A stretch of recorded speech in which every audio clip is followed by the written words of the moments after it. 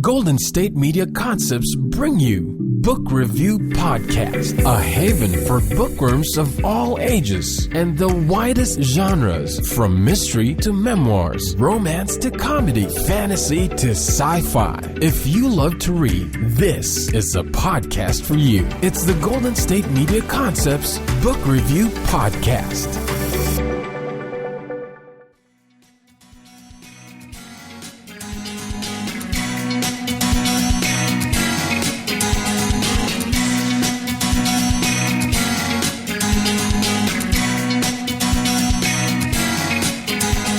Hello and welcome to the GSMC Book Review Podcast, brought to you by the GSMC Podcast Network.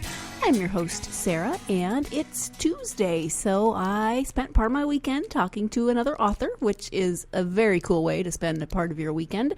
At least it is for me, and hopefully it's a very cool way to spend a part of your midweek whenever you listen to the podcast of the interviews. This week I spoke with Mark Bergen about his debut novel called Apprehension, and I have to say that the book is called Apprehension, and it's about police, and I knew this going in, and for some reason, though, I kept thinking apprehension as in, when you're apprehensive or fearful or concerned about something.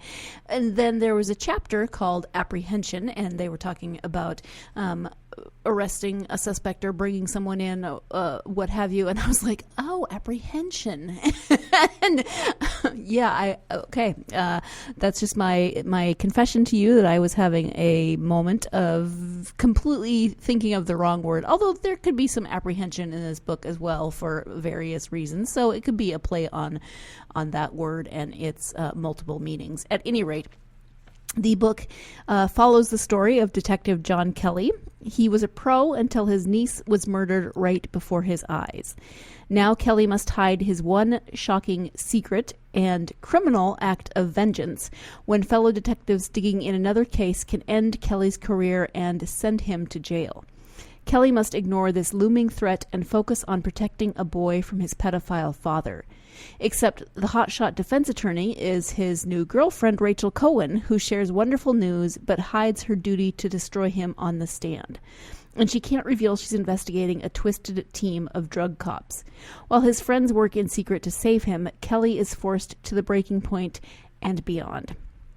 This book, there's a prologue that takes place a year prior, but then the bulk of this book takes place over the course of 4 days, and then there's an epilogue that takes place a little bit later.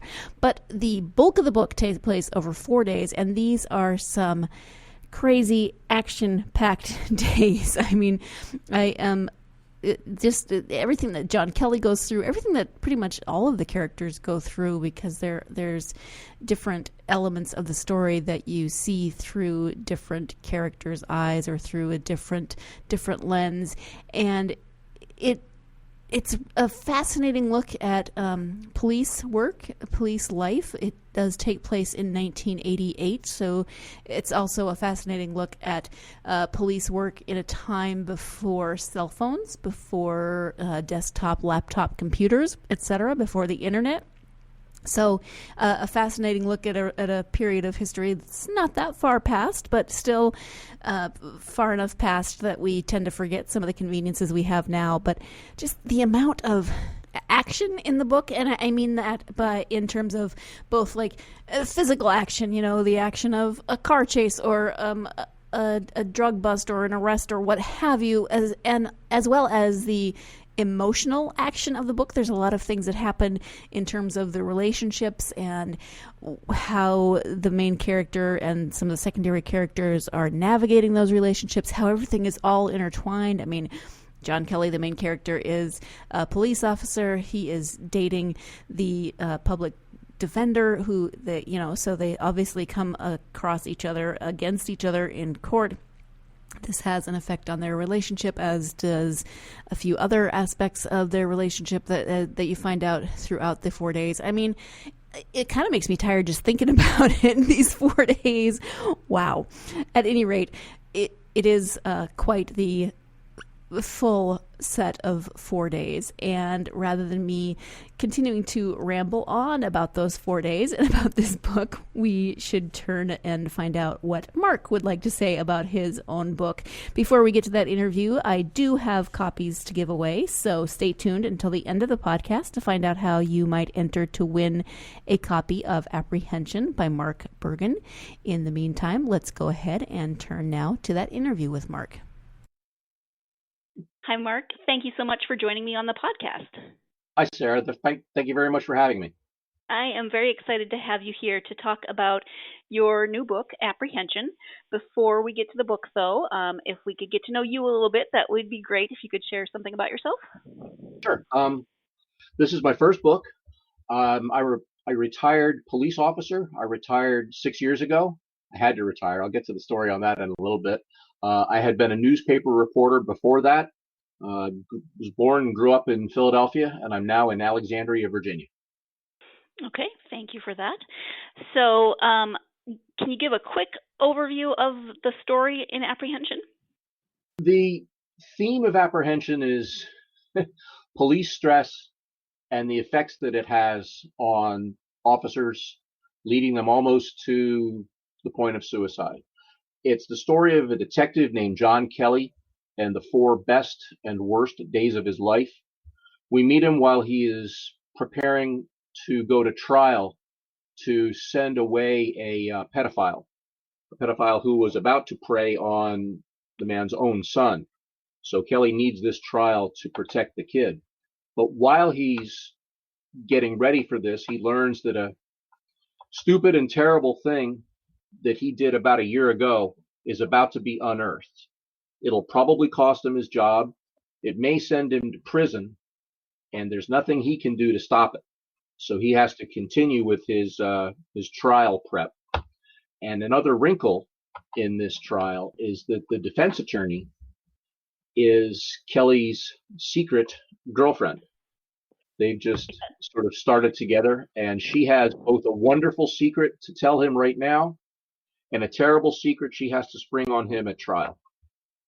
Yes, it is quite the 4 days for John Kelly. I want to say it's a bit of a storm that with an S word in front of it that I can't say on the podcast. Okay. So yeah, everything kind of dumps down on him all at once. And what was your inspiration for the story itself? About 30 years ago, when I was an officer, I was in a drug unit, and I was under a lot of stress myself. It was very hard work. I was working 56 hours a week, 50 or 60 hours a week on the street, maybe another 20 or so in court, because we arrested a lot of people. I was going through a divorce and having a very bad time of it. So suddenly, although I'd always wanted to be a writer, I had never written fiction. I'd never tried. But suddenly a bunch of ideas sort of popped into my head, and I was fortunate enough that I wrote them down and then completely left them aside for 30 years. When I had to retire, I pulled them out and fleshed them out. Took about a year to write the novel, took another year to polish the novel, and took about another 2 years after that to sell it. And during all that selling time and pitching and looking for agents and looking for publishers, I was constantly reopening it to make paragraphs a little tighter, to improve dialogue, things like that. So it took a long time to write. Mm-hmm. Is that why the book is set in 1988? A couple of reasons. Yes, that's very much when I envisioned it.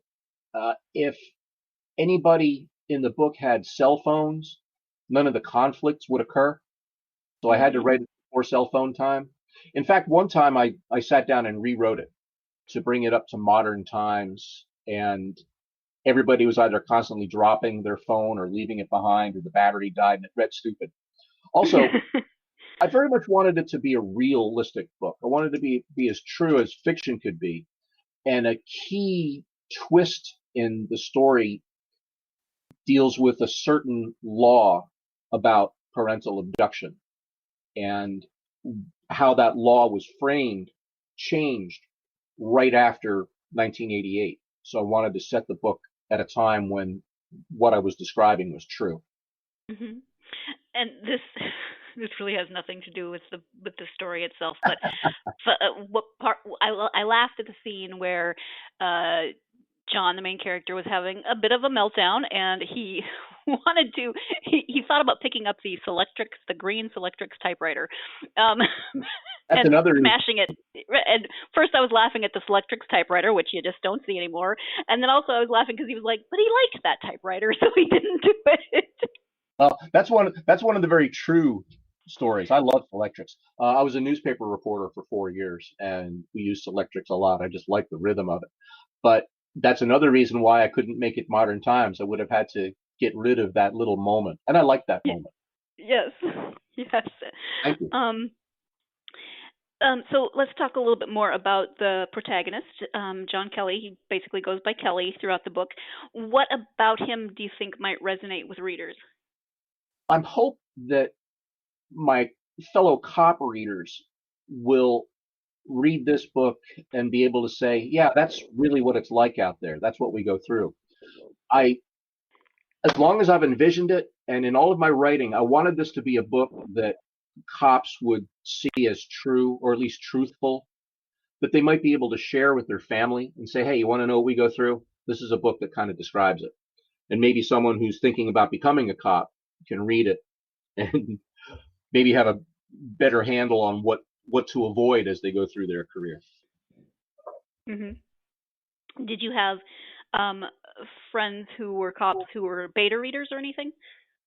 A couple. And they helped me with details. I had the wrong kind of cars. I had to go back and talk about some of the radio procedures and the identifying codes back then, because they change all the time. Right. I had one, a recent beta reader, a lieutenant that I worked for when he was a sergeant and I was just an officer, tell me one of the things he disliked about the book was the manipulations by the officer and the dishonesty. Now, I don't think they're dishonest, but I think the characters try very hard to help each other.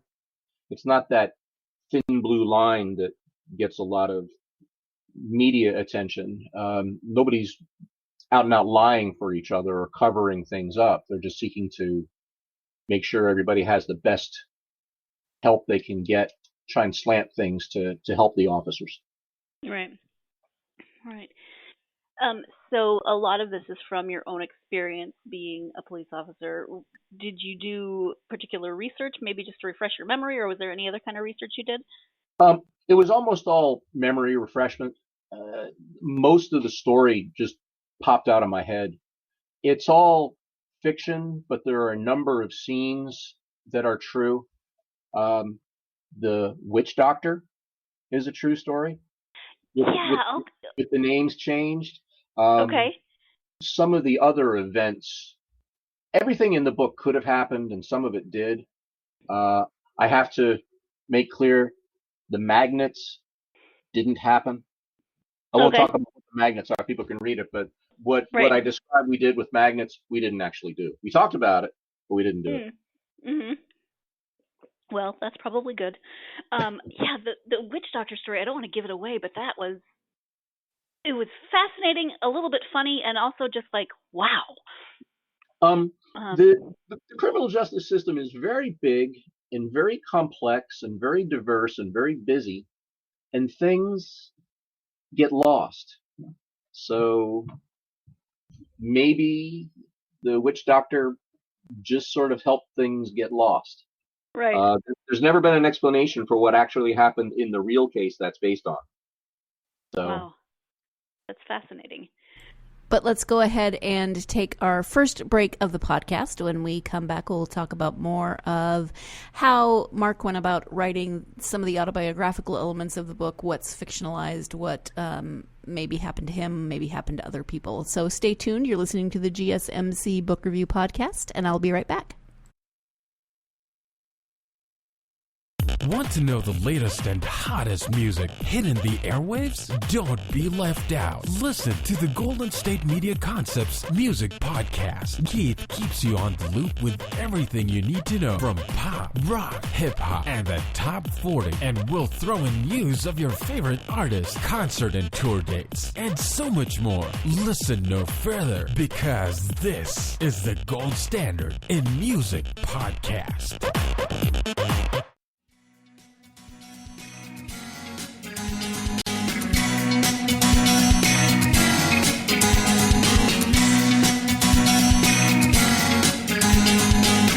Welcome back to the GSMC Book Review Podcast. I am speaking today with author Mark Bergen about his debut novel, Apprehension. Let's go ahead and get back to that interview. You've touched on this, but there are definitely autobiographical elements in the book, but how did the writing process go for you, where you decided what to include that was autobiographical, what to bring in that was fiction? That's a challenging question. I sort of, the things that were autobiographical, I manipulated some of the circumstances.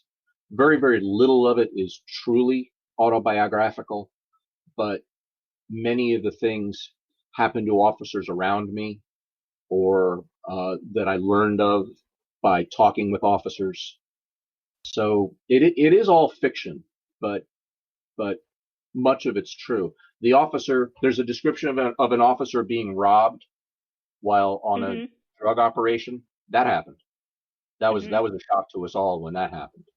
Yeah. How I resolve it in the book, unfortunately, didn't happen. I have a better resolution in the book than real life, which I guess is something we all want to have. Right. We'd all like to be able to rewrite things. Yeah. Yeah.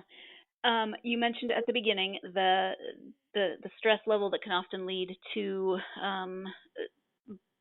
a lot of different complications for people in this line of work. One the worst of which, of course, would be suicide. In the afterword of your book, you talk a little bit about that and what the book is doing for that. Can you talk more about what you say in the afterword? Yes, thank you. When I sat down to write the book, part of my goal was not only to tell a story, like I'd always wanted to. I wanted to write a book since I was a little kid. And like I say, I had the idea for this book 30 years ago and set it aside. But when I put pen to paper, it was with the idea also that maybe I could do some good with this. Not just sell books, not just get a big publishing contract and then a movie contract and all the other wonderful things that happen to 1/1000th of 1% of us writers. But I had a very interesting thing happen to me that ended my career. 6 years ago, I had 2 heart attacks. In fact, I died. The doctor called it sudden cardiac death. I was at a beach house in Kitty Hawk, North Carolina, sitting on the deck, and woke up flat on my back with no idea how I got there. Spilled my coffee all over myself going down. Didn't have pain, didn't have shortness of breath, didn't have any vision problems. Just instantaneously went from sitting up to flat out. Went and found my wife. She said, "You've been on vacation for a week. You're drinking nothing but beer and coffee. You're dehydrated. Drink some water. If it happens again, we'll go to the hospital." So 2 hours later, it happened again while I was walking around. And I went down face down. Found her. She drives me to the little clinic. They can't find anything wrong with me. Heart attacks typically are an injury. And as an injury, there's an enzyme that's secreted, so they can test for that enzyme and see if you had a heart attack. I didn't have that. I didn't have any apparent heart arrhythmias, but I'm sitting in this clinic in a vacation town, and an ambulance pulls up out front. I say, "Boy, someone's having a worse week than me." And they say, "No, that's for you. You're going to the bigger hospital." And the nurse looks at me and says, "I'm going to pray for you." And that's not a reassuring thing. I go to the hospital. I meet a cardiologist. By the way, it's weird having a cardiologist now, who asks me questions and says, "You spilled coffee on yourself. but nobody ever spills their coffee when they're fainting. They've always got that second or two to put it down as they go out. This is something different. He gave me an angiogram, which is where they squirt dye through your arteries, and they found a 100% blockage of the main coronary artery. Oh my gosh. The artery is called the LAD, and that blockage is called the widowmaker. And I got to hear that term over and over again as I moved from that hospital to another hospital, to the emergency room of the heart hospital, to the cardiac care. They always ask you, why are you here? Do you know what happened to you? And I'd say, I had 100% blockage of the left anterior descending. And their eyes would get really wide. And if they knew I'd been a cop, they were a bit more blunt. They'd say, that's the widowmaker. That should have killed you. I had one nurse put her hand on my shoulder and say, you're not supposed to be here. God must have something more for you to do. Now, I don't know if that's my image of God, but I thought about it. Mm-hmm. And when I finally had to retire, and I had to retire because I ended up with double bypass surgery, and my doctor and the city doctor said I couldn't go back into the stressful world of police work. So I knew I had to do something. I decided to write, but that's when I decided, what can I do that's better than just writing? And I decided to dedicate some of my profits to programs that combat police suicide. It's a problem. More cops commit suicide than are killed on duty, at least twice as many usually. This year so far, there have been 71 line of duty police officer deaths. And by police officer, I mean everything, all kinds of law enforcement, sheriff's deputies and special agents and stuff. But there have been 120 victims of suicide in the law enforcement field. And in my area, in Alexandria, in the 28 years I was a cop, one officer was killed in a shootout, but 3 officers shot themselves to death. And in that same period, 2 sheriff's deputies in our city. So that's 5 to 1. That's a higher ratio than the national, but that's not terribly unusual. Always more cops are killing themselves than are killed out on the street. And there are ways to prevent it, but within our culture, there are things that sometimes prevent us from getting that help. Cops are reluctant to admit they need help. They don't want to call a psychiatrist or go to the city for that because they worry about losing their job. As it happens, after I had written the book, but while I was still researching the topic, I got to hear a lecture by the National Police Suicide Foundation, and they're going to be my first recipients of money. They impressed me. They do 2 things. They teach police agencies around the country how to recognize stress, PTSD, how to mitigate it, how to help their officers through it. And they also operate a no-tell helpline, a hotline that cops can call without getting ratted out to their agency. So they're going to get, right now, about 50% of my profits, which isn't a whole lot of money yet. The book is just barely showing up. But I like well, it just came out, right? Yes, it did. Technically, it came out last week, and the orders are starting to come through now. It's an ebook, but it's on Amazon and it's on Barnes and Noble, and the publisher Quill has it available too. So it's starting to show up, and especially through nice people like you who are helping me get the word out. My publisher is very small, and we don't do much marketing, so I get to talk a lot. Wonderful. Well, it depends. If you like talking, that's great. If not, you might be like, "Oh Lord." Go ahead. No, I'm getting a little more comfortable about it. I don't like talking about myself, but I'm glad to talk about it. I want to talk about the topic because it doesn't get the attention that it should. Absolutely. And you talk, there is that element of the story, and I don't want to give much away about the story, but and this is 30 years ago, and it doesn't feel like things are that much different now in terms of, officers still don't want to call the employee assistance program, or they still don't want to admit that they have any sort of weakness, because then they aren't seen as being maybe strong enough to be in the line of work that they're in. So it's definitely, I can definitely see that it would be a problem that needs to be addressed. There's a bit of a shift now, and things are getting better now. A couple reasons. Social media. Although social media can generate a tremendous amount of pressure on all of us with the images of cops who get involved in bad things or just flat out do bad things, or their actions can be misinterpreted. That makes us look bad and feel bad. But it's also an area in which cops can draw some strength. There are groups on social media that try to highlight this issue. Agencies have gotten better. We've always had stress debriefings on our police department. Not always, but for most of the time I was a cop, you'd have a critical incident stress debriefing. If there were a major shooting, a really bad call, like somebody died or a young person died, they would bring officers in and you'd talk in a group. But many agencies, including mine right now, the Alexandria Police Department, are starting peer debriefing groups where it can be one-on-one, where the officers can reach out to either a fellow officer or, lucky for me as a retired officer. I'm a member of the Alexandria Police Peer Debriefing Unit.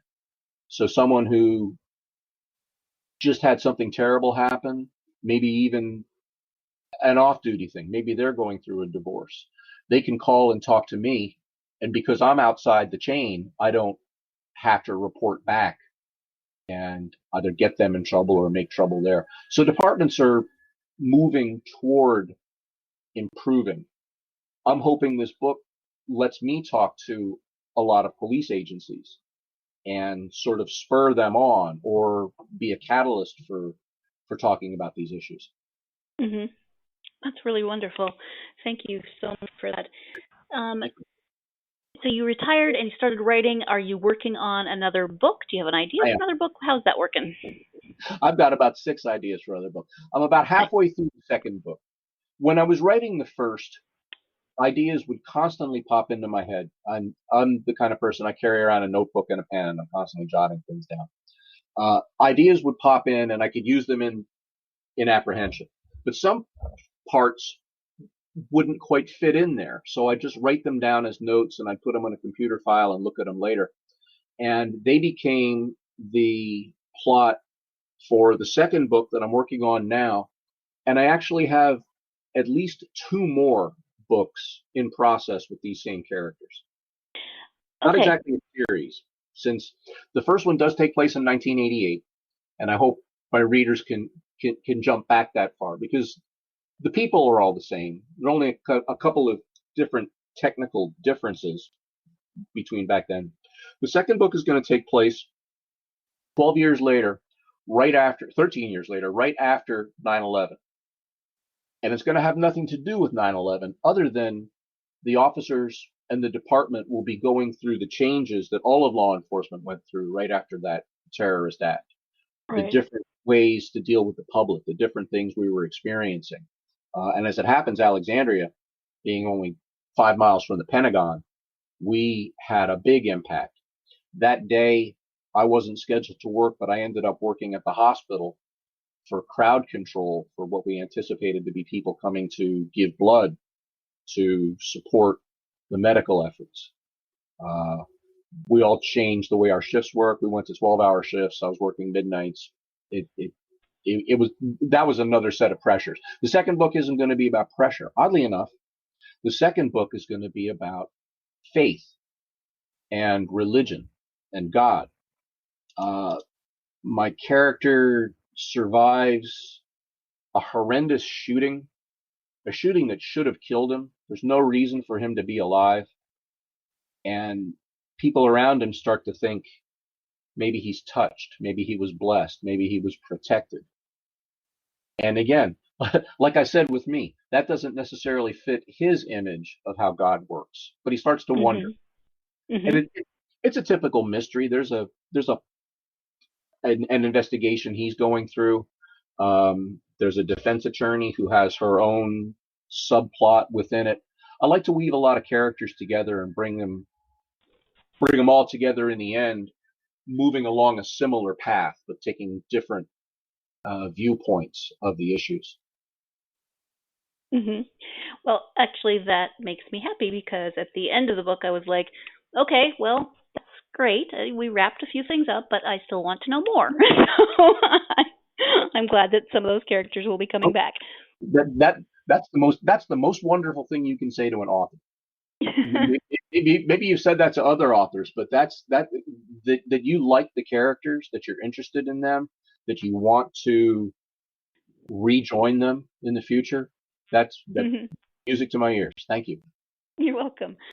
And I will say that I have, in fact, said that to other authors, but that does not make it any less true every time I say it. I mean, I am the type of person that falls in love with characters, gets invested in characters, doesn't want the book to end because I want to know more about the characters. Give me an epilogue that covers the next 300 years, and I am good to go. But we do have to take our second break of the podcast, and when we come back, we'll be wrapping up this interview with Mark Bergen. So stay tuned. You're listening to the GSMC Book Review Podcast, and I'll be right back.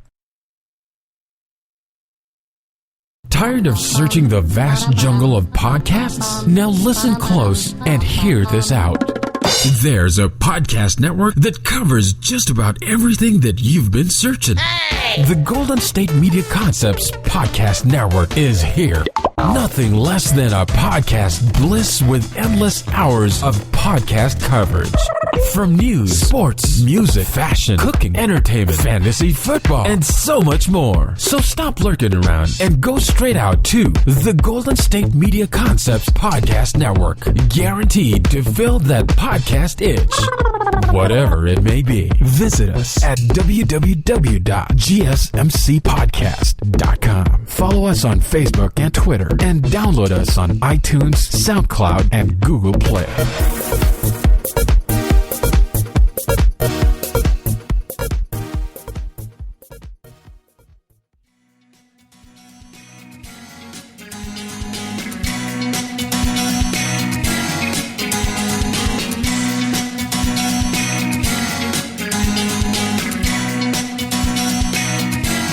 Welcome back to the GSMC Book Review Podcast. I am speaking today, of course, with author Mark Bergen about his debut novel, Apprehension. And so let's go ahead and get back to that interview. You said that you wanted to write since you were a kid. Have you been writing throughout your career, or did you just kind of put that on hold until you retired? Well, the wrong kind of writing. I remember wanting to be a writer since I was about 12. My favorite author was and is Alistair MacLean, the British thriller writer, the author of The Guns of Navarone and Were Eagles There. And my first contact with him was my dad said I could stay up late to watch this movie called The Guns of Navarone. I'd never heard of it. I was a little kid, and it was a great war story. And I learned it was a book, so I went and read the book. And then I read everything else that Alistair MacLean read. And then he was the first author that I reread just to see how he put things together, knowing how it was going to end, but looking for the foreshadowing, even reading just how well he did sentences and paragraphs. His gift of the language just grabbed me right at that moment. I read everything I ever could, and I read and I read and I read. Then I became a newspaper reporter, which is a whole different style of writing. In fact, I had a mystery bookstore owner one time say, reporters can't be writers. They'll never be novelists. I might go back and find them. And that's not true because there are plenty. But it's a kind of writing. And my excuse probably was always, I'm too busy. Too busy being a reporter, too busy being a young cop and then a middle cop and then getting married and having kids and being a parent and all the other things. I knew, though, that when I retired, I had to have something to do. I'd been 28 years on the department. I was looking to go to at least 30. So I was starting to think about retirement. And what everybody tells you is you can't just walk out the door with nothing to do. You can't think, I'll just play golf. I'll just play tennis. I'll just sit around the house. Because those are the people that curl up and die. I decided I wanted to write. I knew I always wanted to write. I realized I now had the time and no excuse not to. So I sat down and spent at least 4 hours a day looking at the screen, if not throwing words onto the screen. But the actual writing wasn't terribly hard at the beginning because I'd had this story burbling in my mind for so long. Somebody, I wish I knew who, but the best analogy I've heard for how you write a book is you compare it to making a sandcastle. And to make a sandcastle, you start by pulling together a huge pile of sand. And once you have that big pile of sand, then you start making towers and courtyards and moats and walls. So I threw all the words down in the story, just kind of banged it out. I'm a plotter. Have you heard the term plotters and pantsers? Yep. I could never be a pantser. I couldn't write a story from the seat of my pants because I wouldn't know where I was going. I have to be a plotter. I have to have the end in mind and work toward it. So I started outlining. I had these notes that I'd written 30 years ago that were basically a beginning, some middle stuff, and an ending I wanted to get to. And I put them on paper. And I thought, okay, how do I get from beginning to middle? What do I fill in? Where does my character have to go to set him up to be at the right place at the end? So that's where the trial came about. That's where the girlfriend came about. The descriptions of the drug cops and what they go through. It was the drug unit I was on when I first made the first notes for this book. It was called the Jump Out Boys, the tactical unit, where we were arresting street corner drug dealers and drug buyers in basically in the poor communities where drugs are sold out on the street.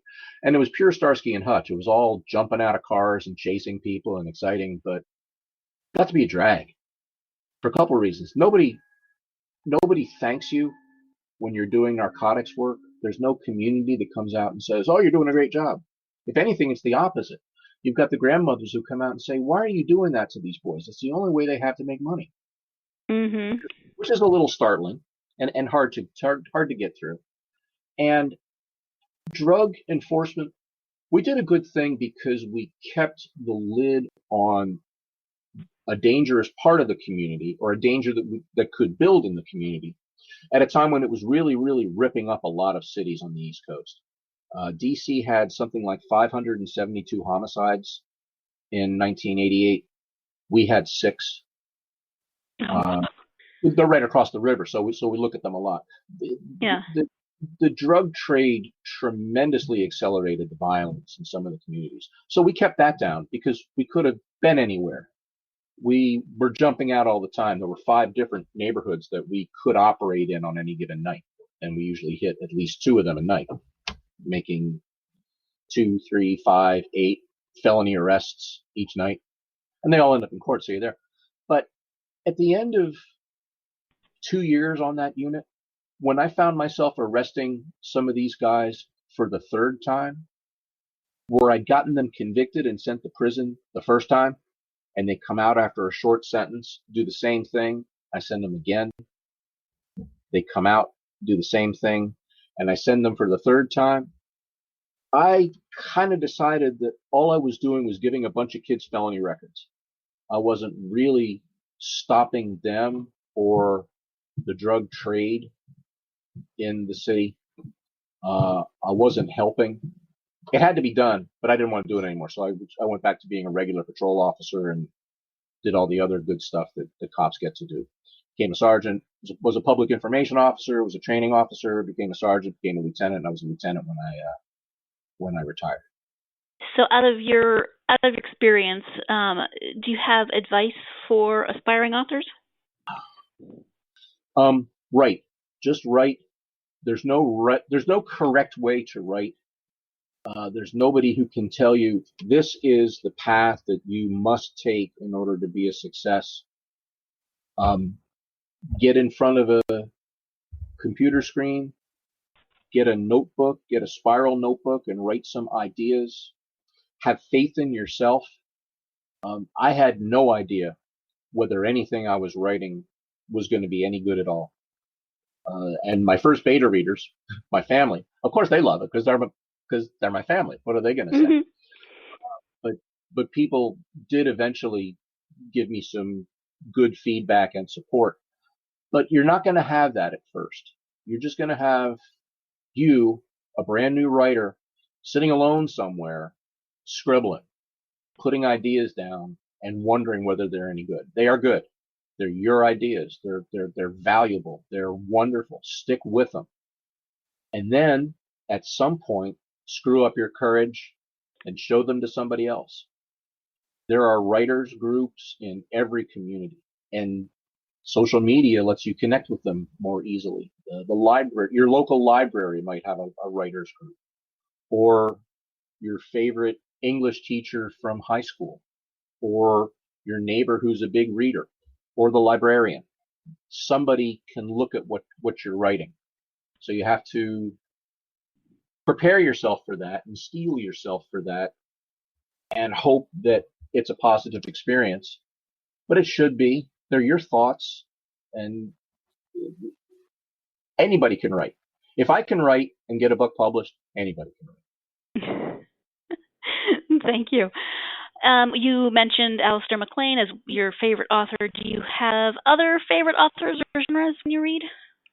Well, going back to my original favorites, Alistair MacLean, Adam Hall, the spy stories, Jack Hunter, who wrote The Blue Max, is one of my favorites. John D. MacDonald has always fascinated me. But unfortunately, all those guys are dead. The good writers out today, I try to operate within the police procedural and mystery genre. I've been told I'm not a thriller writer because I don't have a villain. There are no villains in police. I'm not ever going to write a serial killer story because they're a bit fantastical. But there's a writer named Dana King here in Northern Virginia who writes a really good series about a small Pennsylvania town and its police department. E.A. Amar writes fantastic. He's been on the podcast. Stories. Yes. Huh? Really? Yeah. Oh, he's fantastic. He is. I'll loop back to him after I talk about some of the other writers, but he changed my life. But his books are among the most exciting I've ever read. And his was probably one of the only books in the last 3 years that I read in one sitting. I just did not get up once I started reading. The second book in his The Dead trilogy. We're still waiting for the third. His latest is The Unrepentant, which is fantastic. Yeah. Angie Kim, a new writer, just wrote a fantastic book called Miracle Creek that if I told you it was about motherhood, you wouldn't understand at all, but it's a fantastic mystery, courtroom drama that keys very much on motherhood and love and women and children. And it's a fantastic story. She's a great writer. David Swinson writes cop stories in Washington, D.C. And a brand new writer named Patricia Harmon just came out with a book last week with what I thought was the worst title ever. The Hooker, the Handyman, and What the Parrot Saw. But well, it grabs your attention. It does. It does. And her writing grabs your attention because it's the most erotic book I've ever read in my life within the structure of a police procedural. It's fantastic. She hates when I say it's 50 Shades of Silence of the Lambs. But it is, and it's good. So there are a lot of nice. I'm in Alexandria, Virginia, which is across the river from Washington, D.C. And this area is full of writers. I met Ed Amar at a conference called Thriller Fest in New York about 3 years ago. He was doing a panel on noir type stories. And that was at a time when I was trying to figure out how to define mine.